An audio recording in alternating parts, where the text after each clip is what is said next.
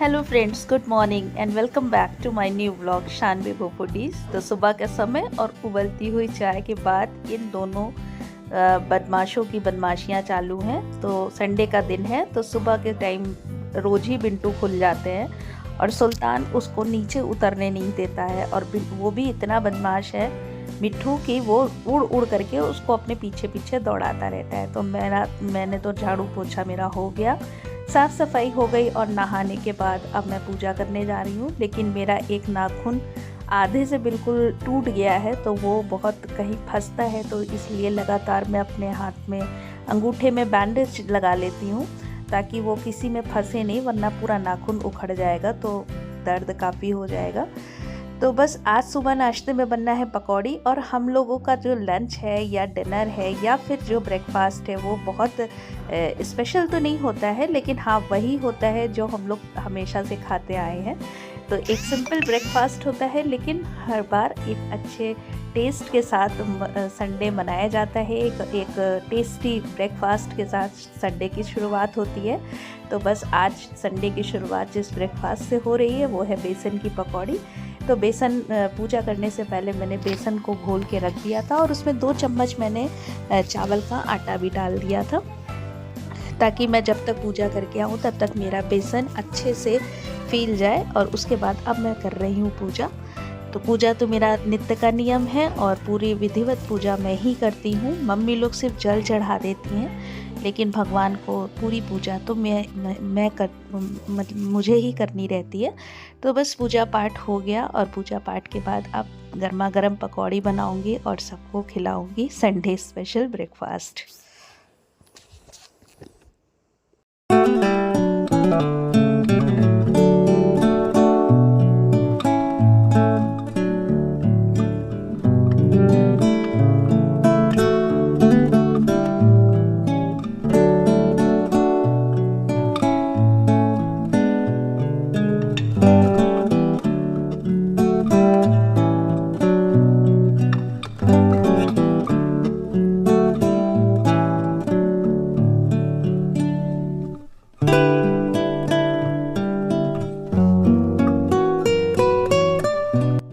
और बेसन की पकौड़ी आज मैंने इसलिए बनाई थी क्योंकि बेसन में जितनी भी चीज़ें पड़ती हैं सब्जियों में वो लगभग मेरे पास थी। तो उसमें आलू डाला, प्याज डाला, सागा लहसुन डाला, सागा प्याज डाला और थोड़ी सी गोभी थी वो भी काट के डाली, मिर्च डाला और फिर बेसन में मैंने हल्दी नमक डाला था और थोड़ा सा मैंने सब्जी मसाला डाला था। तो बस इस तरह से मैंने ये पूरा बेसन के घोल में पूरा लपेट लिया सब्जी को। और जाड़े में ये जो सागा प्याज सागा लहसुन आते हैं इनकी पकौड़ियों की तो कोई बात ही नहीं है। गर्मी में वास्तव में हर चीज़ उतनी अच्छी नहीं लगती जितना जाड़े में इन हरी सब्जियों से आता है जो टेस्ट। तो इसीलिए ये पकौड़ी बनाई मैंने। और अब तो ठंड अब अलविदा कहने वाली है, तो बस मज़े ले लीजिए थोड़े दिन, बस थोड़े दिन की ठंड का, वरना इस ठंड को भी लेने के लिए बहुत बड़ा बड़ा बिल चुकाना पड़ता है। तो बस दुख तो होता है जब ठंड जाने लगती है, लेकिन ये तो सीज़न है, आएगा और जाएगा।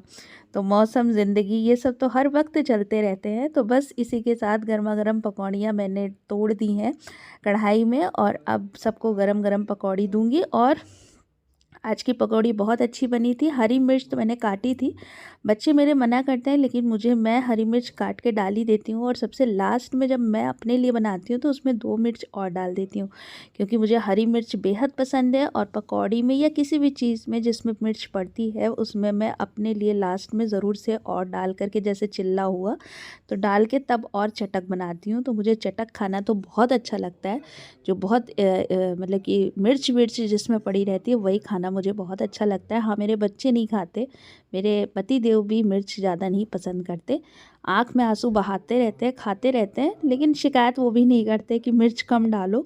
लेकिन उनके आँख से आंसू जब गिरता है तब मुझे लगता है अरे यार मिर्च कुछ ज़्यादा ही पड़ गई है लेकिन मुझे बिल्कुल नॉर्मल लगती है, उनको तीखी लगती है। तो चलिए, पकौड़ी एक तरफ तो बनी रही है, थोड़ा सा टमाटर और धनिया पत्ती की और जो सागा लहसुन है उसको सब डाल करके मैंने थोड़ी सी हरी हरी चटनी भी पीस ली, क्योंकि मैं पकौड़ी चटनी के बिना तो अधूरी है। तो फटाफट से एक हरी चटनी भी पीस लेते हैं। और ये तो एक फटाफट वाली चटनी है, क्योंकि ये एक मतलब कि सिंपल चटनी है। और जब भी चटनी की बात आती है तो यही वाली चटनी बनती है। हाँ, लाल टमाटर की जगह पे अगर आपके पास हरे टमाटर हो तो उससे और अच्छी चटनी बनती है। मेरे पास हरे टमाटर नहीं थे, तो बस मैंने जो थी मेरे पास, मिर्च डाला, लहसुन डाला, सागा लहसुन की पत्तियाँ डाली, धनिया पत्ती डाला और टमाटर डाला और थोड़ा सा नमक डालने के बाद फिर मैंने उसको पीस लिया। और तब तक मेरी पहली पारी की जो पकौड़ियाँ थी वो बन के रेडी हो गई। शुरुआत में पकौड़ियों को थोड़ा सा तेज़ फ्लेम पे तलना चाहिए, उसके बाद फिर बिल्कुल धीमा करके उसको लगभग 5-7 मिनट तल लेना चाहिए, तब वो अंदर से बिल्कुल कुरकुरी हो जाती हैं और तब ये पकौड़ियाँ खाने में अच्छी लगती हैं। बिल्कुल हाई फ्लेम पे अगर पूरी पकौड़ी तली जाती है तो उसमें वो कुरकुरापन नहीं आता और अंदर से थोड़ी कच्ची कच्ची सी महसूस। और पकौड़ियाँ तो एक तरफ बन ही रही हैं, एक मतलब कि पहली वाली जो बार हमने मतलब पकौड़ियाँ तली थी वो दे दी है। शान के पापा खाना खा मतलब कि पकौड़ी खा रहे हैं और मैंने चाय भी चढ़ा दी है 3 कप। तो चाय भी बना दूं क्योंकि पकौड़ी, चटनी और चाय ये इसका मज़ा आता है फिर खाने में। तो बस चाय भी चढ़ा दी। और ये शान के पापा जब पकौड़ी खाते हैं तो देखिए ये 2 ठो बदमाश भी आ गए हैं पकौड़ी खाने के लिए। और मेरे घर में जो पेट है ना, उनको अपने खाने से कोई लेना देना नहीं, उन्हें वो सारा खाना खाना है जो हम लोग खाना पसंद करते हैं। तो पकौड़ी भी खाएंगे, सब्जी भी खाएंगे, हर टाइप का चीज़, पिज़्ज़ा भी खाएंगे, मोमोज़ भी खाएंगे। और ये देखिए पीछे जो है पिंटू भी आ गए हैं और अब देखिएगा ये पकौड़ी भी खाएगा।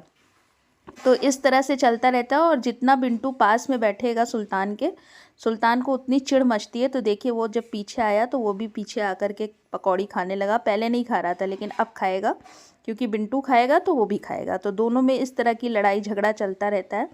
और ये दोनों मेरे जो पेट हैं ये शान के पापा से बेहद प्यार करते हैं। इन्हें पूरे हफ्ते पापा का इंतज़ार रहता है और ये जब आते हैं तो दोनों इतने खुश होते हैं कि मैं क्या बताऊं। वही हम लोग कहते हैं कि खिलाते पिलाते हम लोग हैं और प्यार सारा पापा को लुटाता है। तो ये दोनों का वही हाल है। तो बस पकौड़ियाँ बनती जा रही हैं और सबको एक एक पारी में मैं देती जा रही हूँ।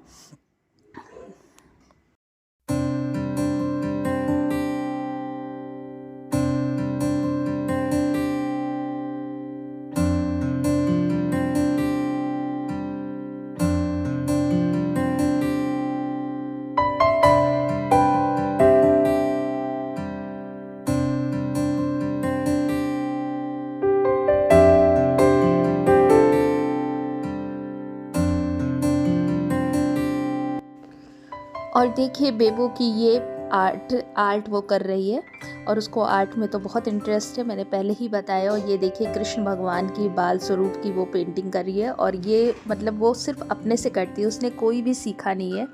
और अभी ये बहुत छोटी है तो उस हिसाब से ये अपने से करती है। तो कितनी खूबसूरत ये इसने बनाया हुआ है भगवान की फ़ोटो को, और बहुत मन लगता है इसका ये सब करने में। तो अच्छी बात है, बच्चे इस तरह का कर रहे हैं, उनकी एक्स्ट्रा एक्टिविटीज़ तो बहुत अच्छी बात है। और आर्ट तो अपने आप में बहुत खूबसूरत है। और बेबो अपना एक, जब वो पढ़ करके उगती हैं तो बस वो एक पेंटिंग इस तरह की करती हैं, आर्ट बना लेती हैं। और बस दिन के छोटे मोटे काम को निपटाने के बाद अब दिन के लंच का समय। तो दिन में लंच में बन रहा है बैगन का भरता, पालक की दाल और चावल। और बैगन आज मैं भूनूंगी नहीं, बैगन को अगर इस तरह से मैंने पूरे छिलके उतार लिए हैं आलू के और बैगन के, और टमाटर के ऊपर क्रॉस का कट लगा दिया है। और अब इनको सबको धुल करके कुकर में डाल दूंगी और बस थोड़ा सा तेल और नमक डाल करके इसको बिल्कुल धीमी फ्लेम पे चढ़ा दूंगी। और जब इसमें टमाटर अपना रस छोड़ेगा और बैगन अपना रस छोड़ेगा तो फिर ये इसमें ऑटोमेटिक अपने आप विजिल आ जाएगी और फिर 2-3 विजिल के बाद इसको बंद कर देंगे। तो ये एक बैगन का भरता बहुत अच्छे से बनके रेडी हो जाता है। और इसमें पानी नहीं डालना चाहिए, पानी अगर डाल दिया तब तो इसका स्वाद अच्छा नहीं होगा। लेकिन बस ये तेल में बिल्कुल धीमी धीमी आंच में पकेगा तो अपने आप पक जाएगा पूरा। और ये देखिए 3-4 सीटी के बाद मैंने उतार दिया था। तो अब इसके सभी जो भी था उसको मैंने पलटे से ही ऐसे मार मार के पूरे बैगन को तोड़ दिया है। और बैगन बहुत अच्छा था, बिल्कुल गल गया बहुत जल्दी से। और बस इसमें अच्छी मात्रा में लहसुन, अदरक और हरी मिर्च को कूच करके डाल देना चाहिए, तभी ये बैगन का भरता बहुत अच्छा लगता है। और जो बैगन की डंडी थी वो मैंने उस समय नहीं निकाली थी, तो वो अब मुझे दिख रही है, तो मैं निकालती जा रही हूँ। 5-6 बैगन था, तो 5-6 डंडियाँ इसमें होंगी। और उसके बाद फिर इसमें खूब अच्छी मात्रा में सरसों का तेल भी डालना चाहिए, और कच्चा सरसों का तेल डालना चाहिए, तब ये बैगन का टेस्ट और अच्छा आता है। और बस फिर नमक, बस इसके अलावा इसमें कुछ भी नहीं डालना चाहिए।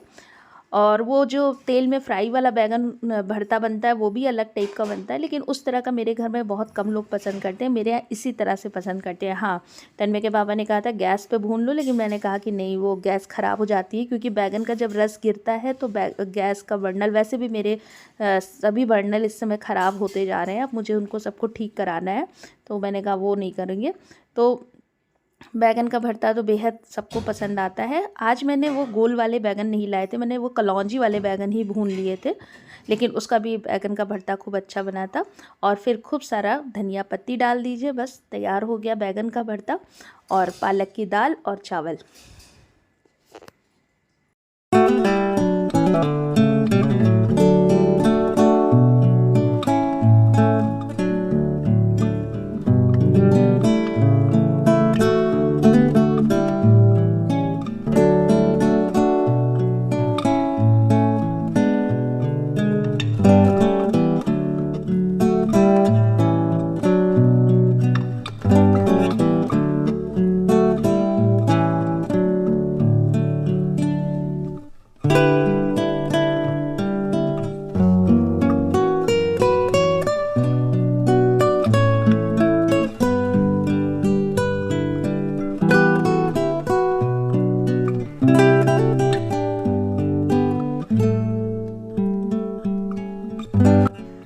तो ये थी आज के लंच की एक सिंपल बट बहुत टेस्टी और हेल्दी थाली, जिसमें बहुत सारी सब्जियां हैं, पूरा पालक की एक दाल है, तो वो बहुत टेस्टी लगती है। और उसमें अगर खूब सारा देसी घी डाल लीजिए तो वो फिर तो बात ही मत करिए। तो गर्मा गर्म दिन के लंच रेडी हो गया। और शान के पापा को तो बता नहीं सकते, ये इस टाइप का खाना उन्हें बेहद पसंद है, इसलिए मैं अधिकतर जब भी वो आते हैं तो मैं इस तरह का खाना उन्हें खिलाती हूँ, क्योंकि उन्हें हरी सब्जियों से बेहद प्यार है और उनको बाहर तो ये चीज़ें थोड़ी कम मिलती है।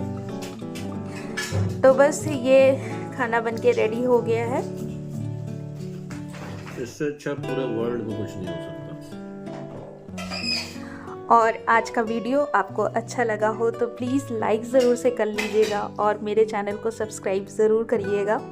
और ये सब लोग अब बैठ गए हैं खाना खाने के लिए। मम्मी का खाना तो वो कमरे में ही खाती हैं, और मज़ा आ रहा था खाना खाने में, क्योंकि गर्मा गर्म खाने का अपना ही मज़ा है। तो बस एंड करूँगी इस ब्लॉग का। आई होप आपको आज का ब्लॉग अच्छा लगेगा।